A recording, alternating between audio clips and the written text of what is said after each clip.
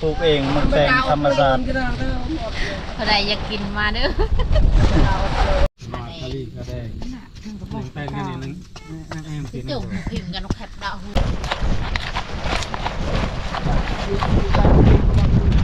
พาไปนอนอยู่ป่าอยู่ดง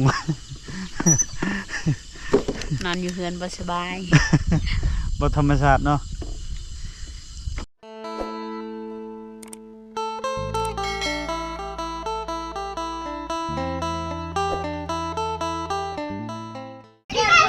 สบายดีตอนเศร้าๆพ่อแม่พี่น้องสบายดีFCใหม่และ FC เก่ามื้อนี้มีแนวได้กินของแซ่บๆมีพิมพ์เพิ่นถอดตักแตนพอดีตอนเช้ามื้อนี้สิออกไปซอยลุงนำเขาให้พี่น้องบ่เคยเห็นจักเทื่อตั้งแต่เกิดมาปกตินำเขาให้เดือน5เดือน6เดือน7เดือน8เขาให้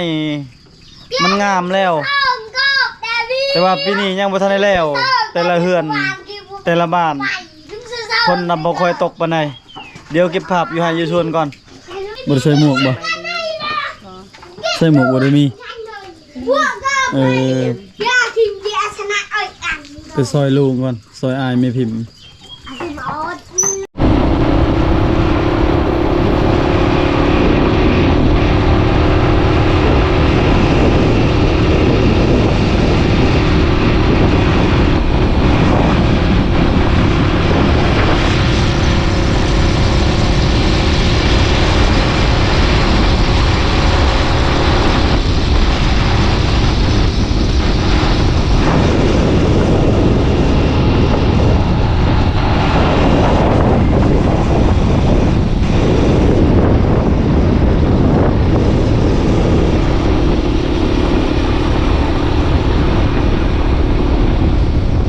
ตัดภาพพาให้ฮอดสวนเลยพี่น้องเอ้ย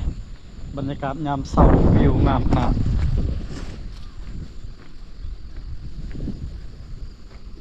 สายดึงไปแสดงลาวเวียดนามออกจากประเทศเวียดนามพี่น้องญี่ปุ่นกระเจ้าเฮ็ดกังหันลมโอ้โหทุกคนเลยนี่กระเจ้าป้องกันไว้ยานโจรลักเอาเหล็กเศษเหล็กมาขายป้องกันไว้พี่น้องเอ้ยนี่ห้ามขึ้นเลยขึ้นประมาณระยะ6 เมตร 7 เมตรไฟผ่ามันสดแต่ว่าเขาจับได้โอเคอยู่แต่ว่าทั้งนี่ไฟสามารถขึ้นได้ไฟผ่ามันสดแล้วก็ตกลงมามีพนึงแล้วบานปอกโคกนะมันสดแล้วก็ตกเกิดเหตุพี่น้องเอ้ยนี่คุณน่ะโปโทหลักหนึ่งประมาณจักล้านเขาเจ้าลงทุนเพื่อสิแล้ว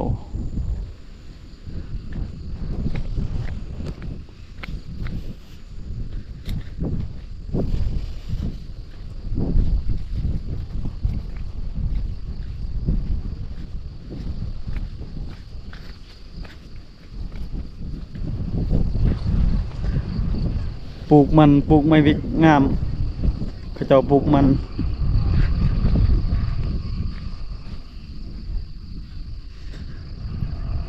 อยู่ให้อยู่ส่วนวิวงามธรรมชาติสวยงามอากาศเย็นแล้ว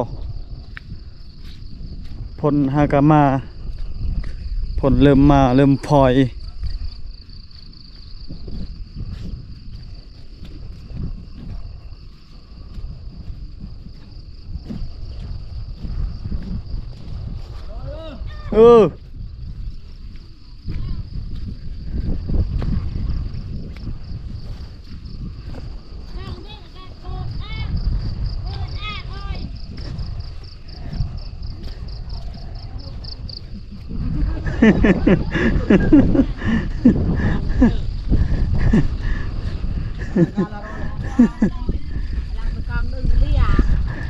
สบายดีสบายดี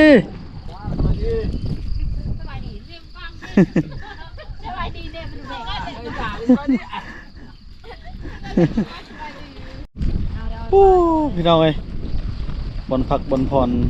สบายบนเทียงให้ ปลูกร้านชาวสองคน อย่ากันเถิดไอ้บาย ไอ้บอยมาหาน้องแน่ ไอ้บายมาหาเอื้อยนี่ ร้านชาวสองคนปลาเกิดเดียวไหม เดี๋ยวตาเทียบlạiน้ำเอาดิ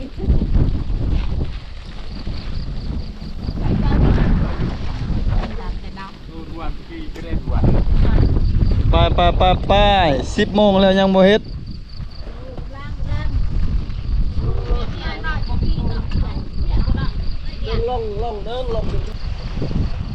บ่เจ้าซื่อๆพี่น้องเอ้ย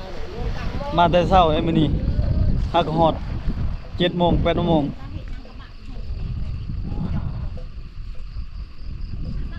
พอดี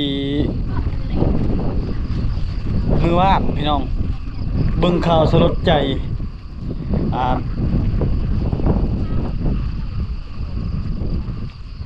เด็กน้อยอยู่ไทยขับรถกระบะแล้วมาตามเอาพระแสดงเสียใจกับครอบครัวผู้เสียชีวิตพี่น้องเอ้ยเบิ่งเป็นตายานหลายเด็กน้อย11 ปีขับรถโอ้พี่น้องเอ้ยตายตนอยู่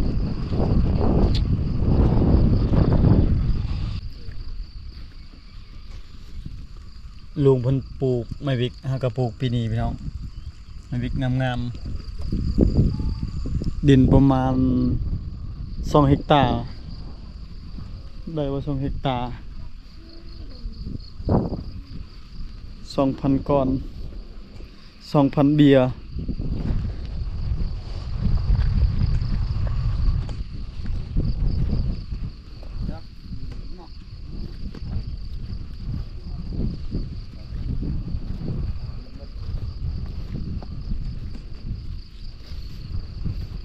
เจอแล้วอีกจันนี่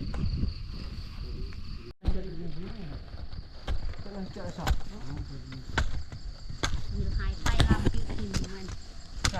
พิมพ์พรกันครับ มันน่ะน้องพิมพ์ผ่านพิมพ์นี่นะคือ พิมพ์จะได้สองพิมพ์พรบ่ พิมพ์ผ่าน บ่พิมพ์มันรั่วกี้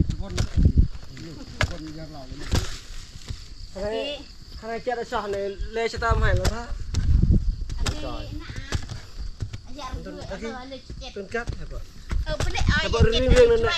ประดงผิด ใจเลยก็จอยแต่ให้กัน ผ่านไป2 ชั่วโมงใครแน่มื้อนี้อากาศเย็นพี่น้องฝนตกอากาศร้อนบ่ไหว2 วันเจ็บมือ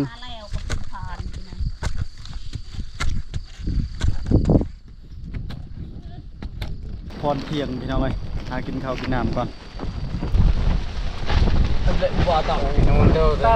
เมนูเฮ็ดหยังมีพิมพ์ซุปมะเขือป่ะซุปมะเขือกับมะแตงมะแตงให้พี่น้องเอ้ย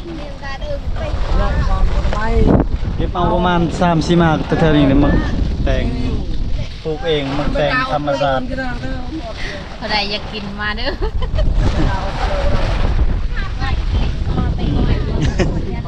ตักแตน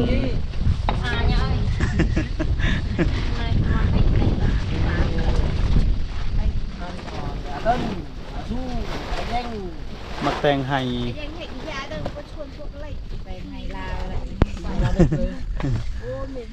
ลาวเวียด ลึกเลยนี่เป่า เห็ดไห้ต้องกินมักแตงไห้ เปวบ่มีมักแต่งนามีแต่มักแต่งให้ส่วน มะแตงส่วนมีเนาะ มีเห็ดสวนเห็ดไห้ ไปจบมาตรงลำนั้นให้ร้านนี้ มาลองพี่มือเมียพิมพ์บอกว่าเนาะบ่แซ่บ จากน้อยเห็ดเค็ม คนก็งาม งามตอนเช้า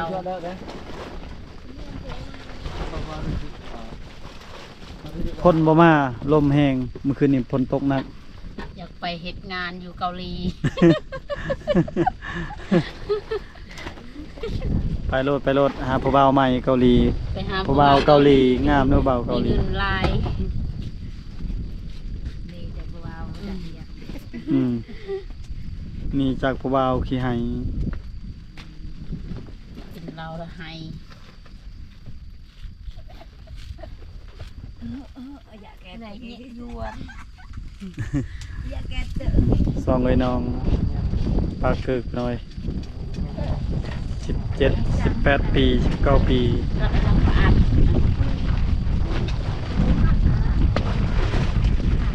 เลยนะจ้าเลยนะตามเมียง มันหนียาจางแก่ เยี่ยมได้ซุปมะเขือกับมะแตง ได้ ไฮรันซาวตำส้มมะแตง มาเลยเราก็ไม่เงี้ยรอนะno ai chuyện kita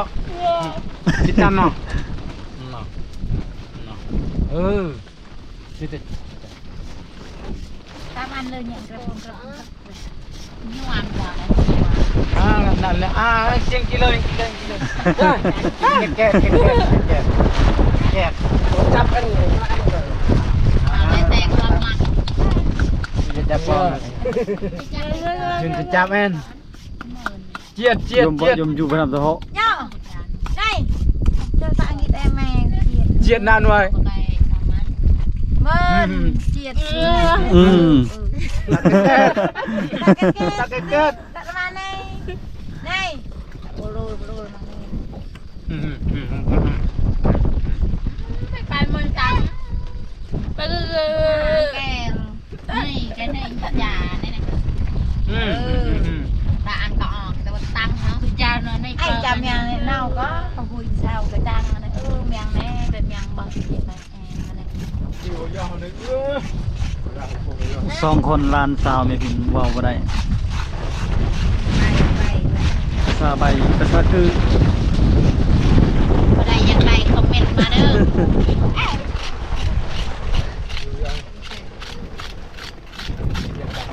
ภาษาใบ เว้าบ่ได้ปากคือ จมบกิ้งปากคือจมกับบู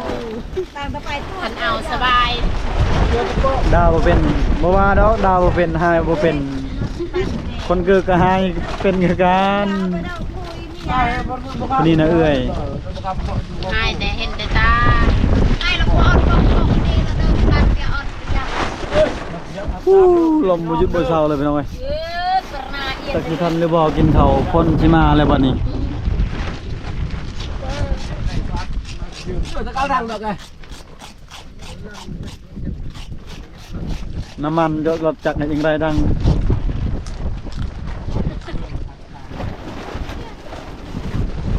น้ำมันเคียวยวดแน่เลยนะ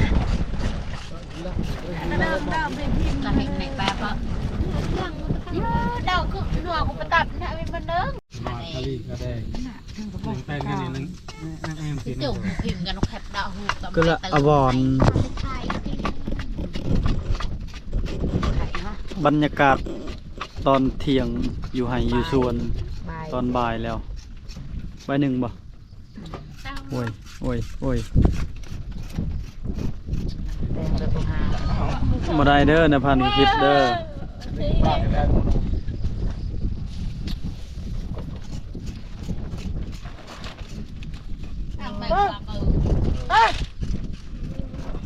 สักคนก็ได้สักให้ก็เป็น มาได้เด้อนะพันคลิปเด้อปรับไม้เด้อ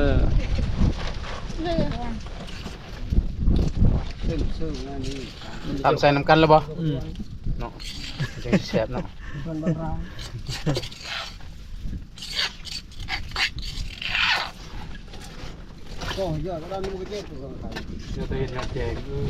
Lambo sirna ambok igual kuat anu kecap lot. Sama kan Pak kan Pak.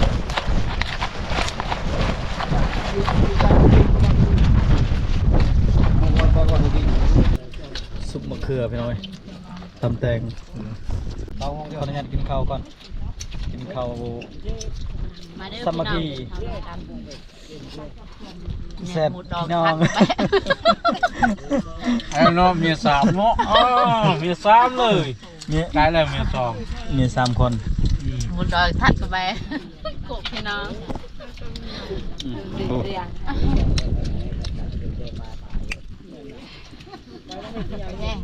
แรงเก็บดาว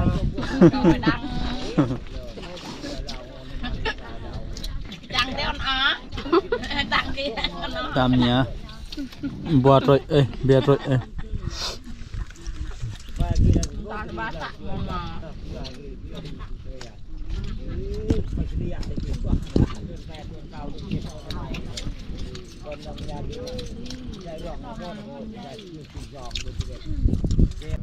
กินข้าวกินน้ำอิ่มพี่น้องเลยพอดีมื้อเช้าพากันซอยลุงก็คืออายของแม่พิมพ์พี่น้องเลยประมาณ10 คนมื้อเช้าพอดีก็เจ้ามาเพิ่มอีก10 กว่าคนตกอยู่30มื้อนี้30 คนพี่น้องเลยหลายอีหลีเขาเจ้ามาซอยตอนแรงๆอีกนี่ยังบ่ทันได้ลงมา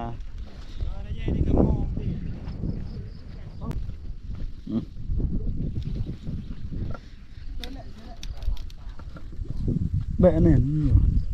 เปลเลยเนาะจัดตัวนี้เชื่อชอบตัวนี้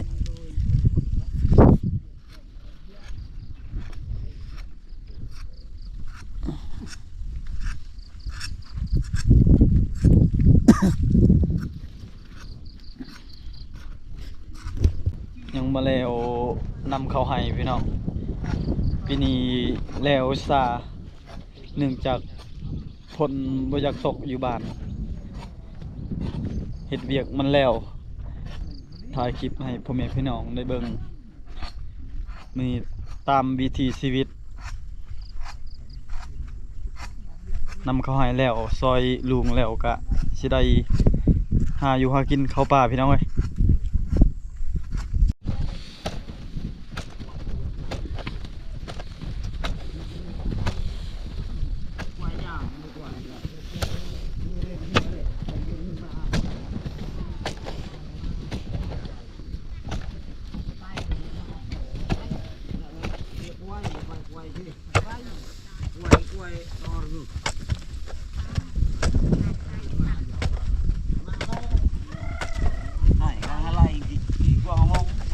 ตุ่มก็ปวดเนื้อก็ปวดบ่คำสิรุนเจ้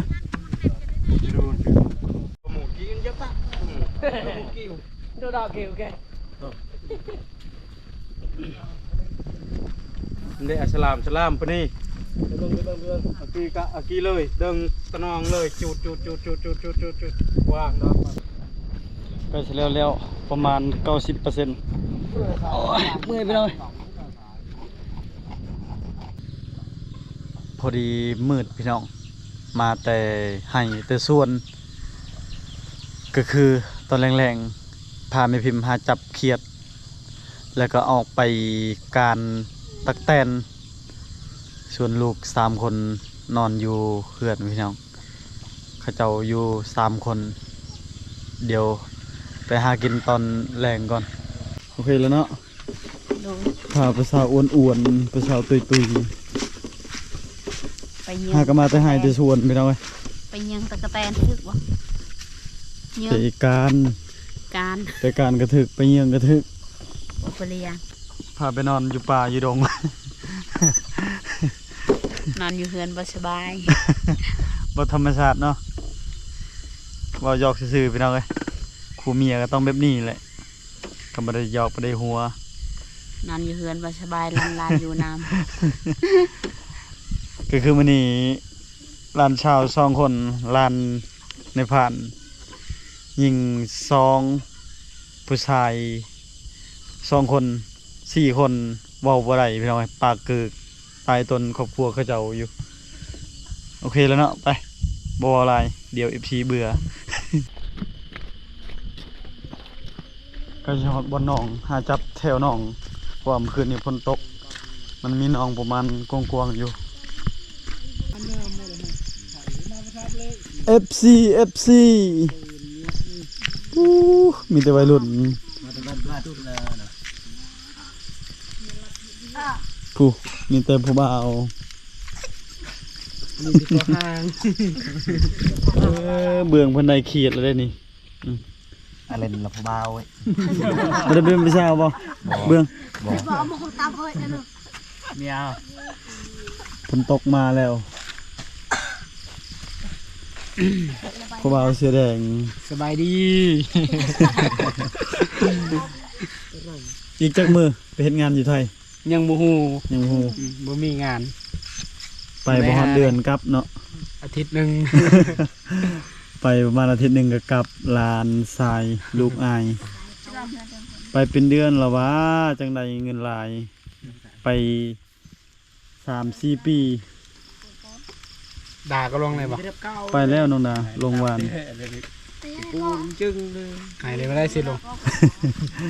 แล้วค่าย ลงไปประมาณเดือนหนึ่งถึงเลข18 ล้านบาทคักมาเนาะกลับมาแต่พุ่นสิทธีเลยอยู่แล้ว ไปวันเดียว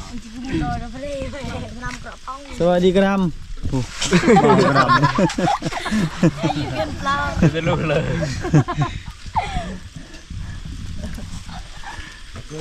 ำกระดำติดกับเฮียนำกันกับเท่าพิมพ์กระด มองกวดอยาก ำผู้โอ้ฝนตกมาไปทำไม ไปเกิดร้ายไป อืม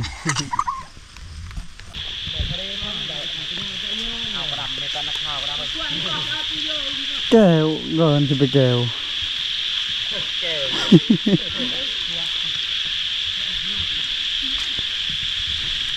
โกพี่น้องเอ้ยฝนตกเบนฮอดเขียดได้ยินแต่เสียง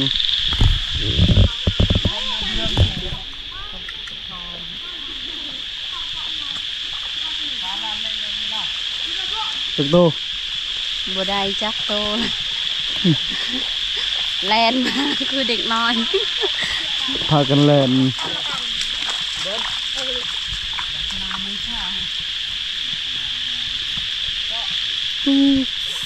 10 คน เป็นหนอง มันเป็นหนองพี่น้องเว้ยฝนตกหนักกบ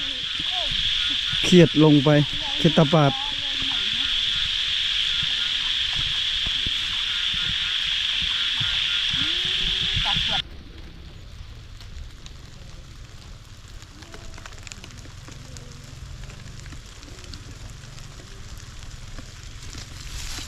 ไปหาจับมองใหม่พี่น้องเว้ยสิ่งที่ยากที่สุดก็คือ สัตว์ที่เลื้อยคลานพี่น้อง งูขี้เข็บแมงงอดยากที่สุดก็คือสัตว์มีพิษนั่นแหละพอดีหาจับมองใหม่อีกอยู่นี่นะบ่มีแล้วเราเลาะไปเรื่อยๆคือวันนี้ก็ฝนตกเลยที่แรกว่าสิไปต่อพี่น้องเอ้ยบ่มีมองไปแล้วฝนตกเบิ่งนะเปียกเบิดเครื่องคอง ก็สิท้ายให้พ่อแม่พี่น้องได้เบิ่งเขียดหาจับตักแตน